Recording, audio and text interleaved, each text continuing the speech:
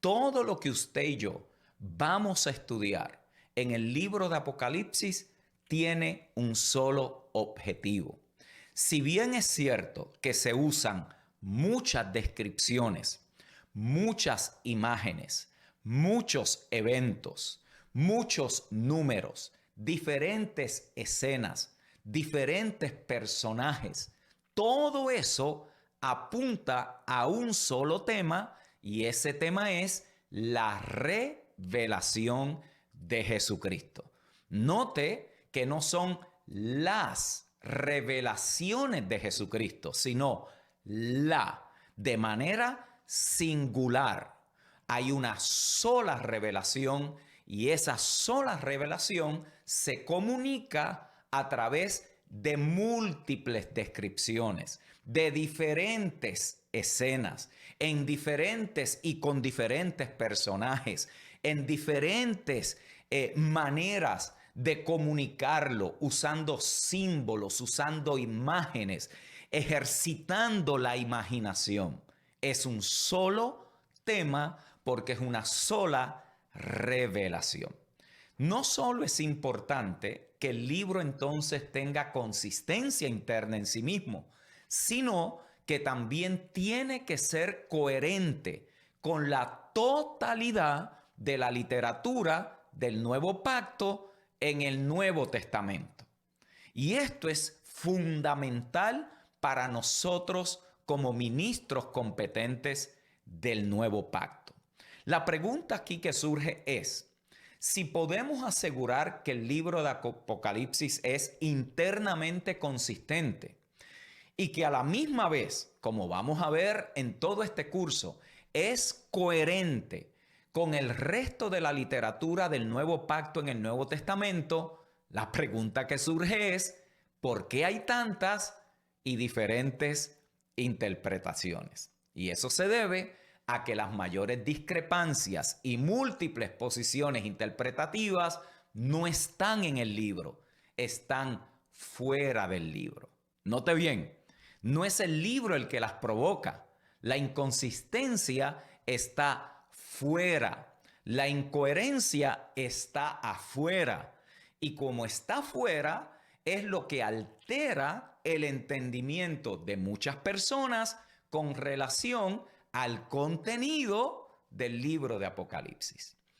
Esta inconsistencia nace de las 4 escuelas de interpretación más conocidas en la escatología cristiana, que son, número 1, la preterista. Esta escuela sostiene que la mayoría o todas las profecías del Apocalipsis ya se cumplieron en el pasado, específicamente en los primeros siglos de la era cristiana, incluyendo la destrucción del Templo de Jerusalén en el año 70 después de Cristo.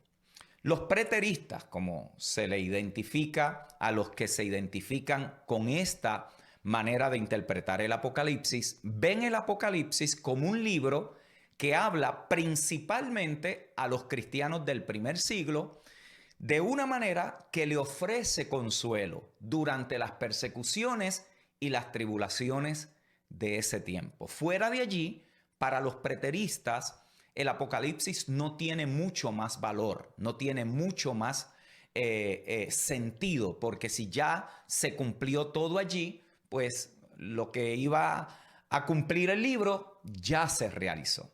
Esa es la postura de la escuela preterista. Lo segundo, o la segunda escuela de interpretación, es la histórica. La interpretación histórica, ¿qué es lo que hace? Considera que el Apocalipsis lo que hace es describir la historia de la iglesia desde los tiempos de Juan hasta el final del mundo. Según esta interpretación, las diferentes partes del libro entonces simbolizan eventos importantes en la historia del cristianismo. Esa es la escuela histórica. Luego tenemos la tercera, que es la futurista. Los futuristas creen que la mayoría de las profecías del Apocalipsis todavía están por cumplirse. Y esta interpretación lo que hace es que sostiene que el libro lo que está describiendo son eventos que iban a ocurrir al final de los tiempos. Esta fue la visión que se hizo mucho más prominente con el desarrollo de otra escuela de interpretación que se conoce como el dispensacionalismo, que a través del desarrollo de todo este curso vamos a entrar en muchos de esos aspectos para que entendamos cómo afecta la interpretación del libro. Todo eso nace en el siglo XIX y particularmente eso está asociado con un hombre que se llama John Nelson Darby. La cuarta escuela es la que se conoce como los idealistas o simbólica.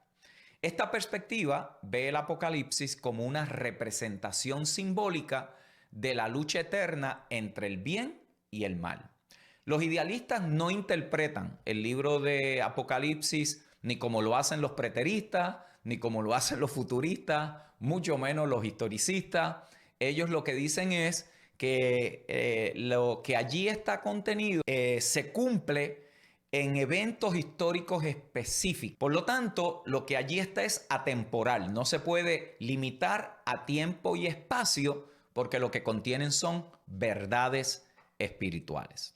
Muchas personas y grupos lo que han hecho también es que combinan elementos de estas diferentes escuelas en su interpretación y comprensión del Apocalipsis. Ahora bien, es importante señalar que en cada una de estas escuelas de interpretación hay múltiples interpretaciones que varían la una de la otra.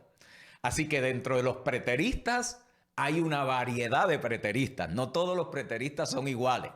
Dentro de los futuristas hay una cantidad de personas futuristas con interpretaciones diferentes, con escuelas pseudo-futuristas, un poquito preteristas, con un poquito de que todavía falta algo por cumplirse. En fin, hay una gama de diferentes y múltiples interpretaciones que varían la una de la otra. Sin embargo, hay algo que es común y esto es lo que a veces no se ve. Hay algo que es común en las diferentes escuelas interpretativas de la revelación que tuvo Juan y que para nuestro estudio es relevante. Por ejemplo, los intérpretes preteristas identifican las imágenes principales del Apocalipsis: la bestia, Babilonia, el anticristo, el falso profeta, la ramera. Lo identifican con la diosa Diana de Roma en el siglo I y también con el culto religioso del Imperio Romano al emperador, especialmente el emperador en turno durante ese tiempo, Nerón. Las interpretaciones históricas generalmente han tratado de identificar esas mismas imágenes con el papado de la Iglesia Católica Romana y en otras ocasiones con la religión del Islam. Los que interpretan de una manera futurística, en otras palabras, que todavía no se ha cumplido lo que allí está, toman esas mismas imágenes y le asignan múltiples interpretaciones, pero la mayoría de las veces apuntan a un renacimiento del Imperio Romano, a un nuevo orden mundial, a un personaje con un poder político religioso que en algún momento aparecerá en la historia, que usted lo debe de haber escuchado más de una vez, que se le conoce allí como el anticristo. La pregunta es, ¿qué tienen estas diferentes escuelas de interpretación en común? Y la respuesta es que todas apuntan al orden o sistemas que los hombres han sido capaces de crear, que tiene la intención de redirigir la atención de la humanidad para que su enfoque no sea Cristo. Note bien, para que su enfoque no sea Cristo. Por lo tanto, cada uno de ellos tiene en esencia, en naturaleza, algo en común. Y es que han identificado lo que los hombres son capaces de hacer para que la humanidad no se enfoque en Jesucristo. De imágenes apocalípticas. Por esta razón, el objetivo final de un ministro competente del nuevo pacto no es estar peleando con cuál es de las escuelas de interpretación más precisa, sino que nuestro enfoque es en Jesucristo, el vencedor sobre cualquier orden, sobre cualquier sistema que no sea de origen divino y que no refleje la naturaleza de Dios. Por lo tanto, la atención nuestra se dirige a aquel que estuvo muerto pero resucitó y no hacia lo que está vivo y va a morir. No te desgastes en eso. No pierdas el tiempo en eso, porque el enfoque es al que estuvo muerto y resucitó.